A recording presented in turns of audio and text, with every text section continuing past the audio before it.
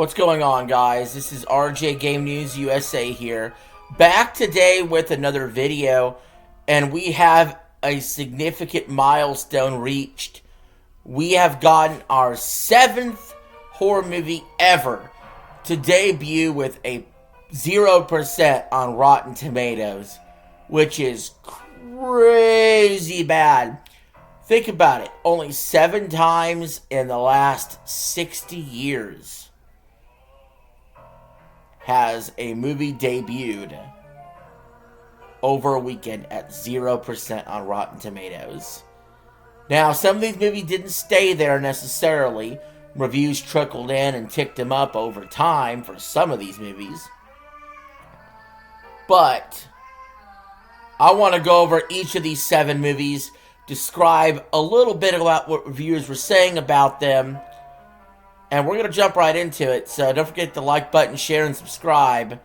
And we're going to go in reverse chronological order, starting with the movie that made me make this video. It just came out last week. I'm talking about Psycho Killer. And what critics said about it was insane. So, somebody said, Psycho Killer is clearly assembled from the spare parts of every serial killer thriller of the past 3 decades. Another reviewer said, by the 80-minute mark, this once dark, gritty film had shifted into a self-parody territory. And another reviewer said, the entire swaths of the movie appeared to have been excised in a bid to make this much dumber and more controversial horror movie.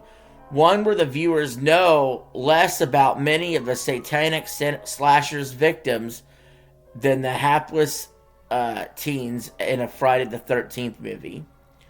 And another reviewer said, it's a movie so awful that the only mystery you'll want to solve is how something conceptually promising could be butchered this badly. And you know what, guys? I almost went and saw Psycho Killer before these reviews came out. And once I saw these reviews, I steered clear. I just steered clear. But they weren't the only movie that's ever gotten a 0% on Rotten Tomatoes. The last one to do it was almost a decade ago. Jeepers Creepers 3 from 2017.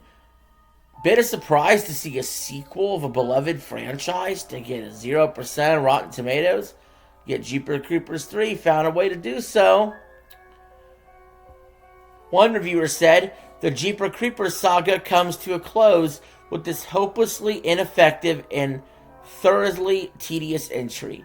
And I do think I remember watching this one.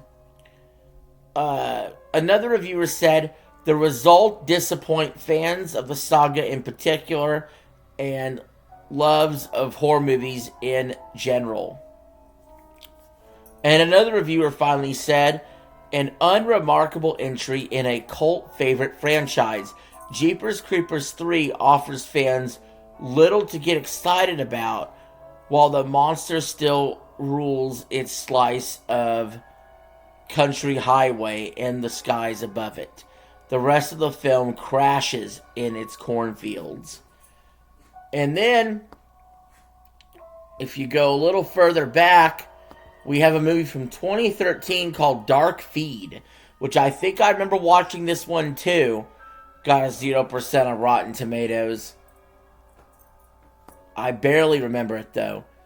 But one reviewer said, it's a generic asylum-themed drivel that never knew whether it wanted to corrupt to the bit of being sacrificial and humorous or offering anything genuinely disturbing.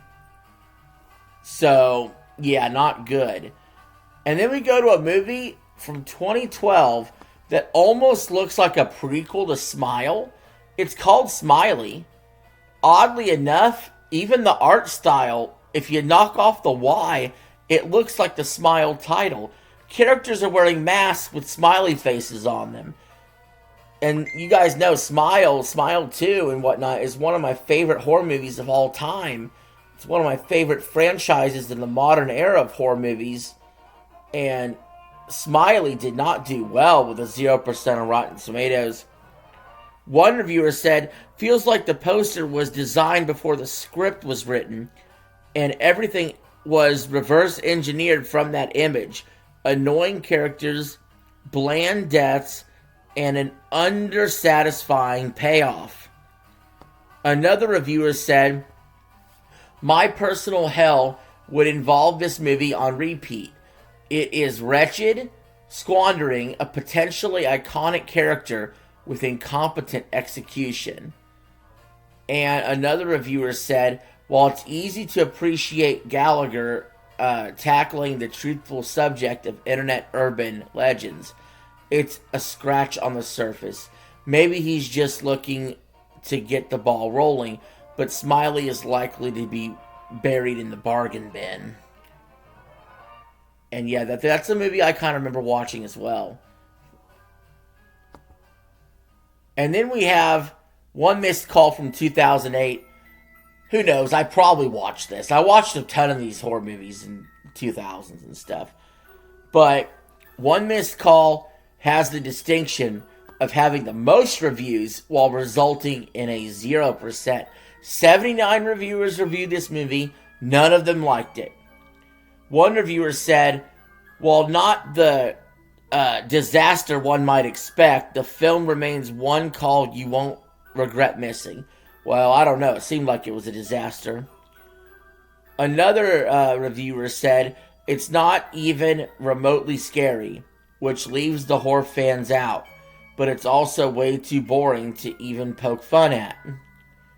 Another reviewer said, One Missed Call remakes Takahashi Mike's 2003 film has undistinguishable, undigestible college-age horror, except it tries to exploit some people's fear of answering the phone into a feature-length premise. Yeah, that sounds bad on the surface, doesn't it? And then, but prior to that 2008 film, we had went over 20 years since hitting a 0% on Rotten Tomatoes. Jaws the Revenge in 1987 did that. And in fact, Jaws the Revenge also has the lowest audience score of all time at 15%. And it has the lowest Metacritic score of 15 of any horror movie on this list. Let's see what reviewers said about that back from 1987. One reviewer said, Jaws never needed a sequel, and with this diminishing returns with each film, it's easy to see why. The true revenge Jaws got wasn't on the Brody family, but on moviegoers. Jesus Christ. One reviewer said, we should be thankful for Jaws the Revenge for killing off the series once and for all. It's the rare blockbuster franchise that has never been revived after its initial run. That gratitude should not extend to actually watching it, however. And another reviewer said, an unforgettable film, a true masterpiece of the so bad it's good genre. It's got more laughs than most comedies. Arguably The Godfather and Sharknado spin-offs. Jaws 4 in a film which literally has to be seen to be believed. Wow, almost so bad it's good territory. And another reviewer just said one word in his review, abominable. And believe it or not, there was 20 years that had to pass before Jaws the Revenge was on the list, because the 1966 film made the list, which means we went 20 years between the first and the second movie to do it.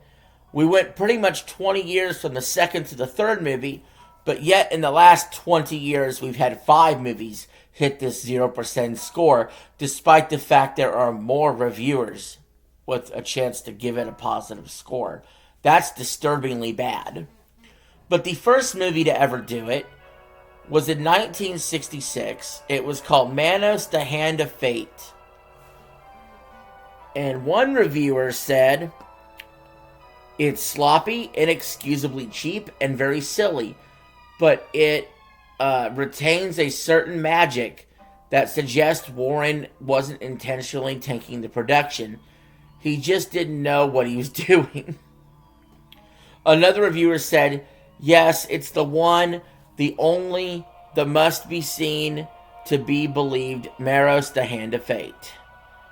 And another reviewer said, atrocious on every level, but there is something to say about the fact that it exists and the drive he had to get it made. And another reviewer said, the bad film has no pleasure value, as it is irritating and never funny. Another reviewer said, it's not even a movie. It's barely a time killer. It's more of a soul killer. Oh, jeez. Oh, man. And finally, another reviewer said, often cited as one of the worst films ever made. And that's what we're here for. So anyway, guys, those are some 0% Rotten Tomatoes scores. Do me a favor, don't bother to see Psycho Killer. I whiffed on this one. I really liked the trailer. I thought it was going to be something. I kind of put my own expectations into it. And I'm glad I'm not watching that. So, anyway, thanks for watching the video. Don't forget to leave your thoughts in the comments below. But I'll see you on the next one. This is RJ signing out. Have a good one.